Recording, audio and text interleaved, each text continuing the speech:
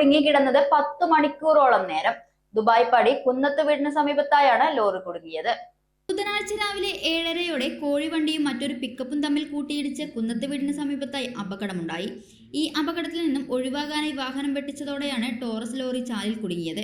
രാവിലെ 7:30യോടെ കുടുങ്ങിയ ലോറി വൈകുന്നേരം 6 മണിയോടെയാണ് സംഭവ സ്ഥലത്ത് നിന്നും മാറ്റാനായത്. ക്രെയിൻ ഉപയോഗിച്ചാണ് വാഹനം കുഴിയിൽ നിന്നും മാറ്റിയത്. മണിക്കൂറുകളോളം ഗതാഗത കുരുക്കും അനുഭവപ്പെട്ടു. വാടാനാംകുറിശി മേൽപ്പാലത്തിന് സമീപത്ത് അറ്റകുറ്റപ്പണികൾ നടക്കുന്നതിനാൽ സ്വകാര്യ ബസ്സുകൾ ഉൾപ്പെടെയുള്ള വാഹനങ്ങൾ വാണിയംകുളം വല്ലപ്പുഴ വഴിയാണ് പോകുന്നത്.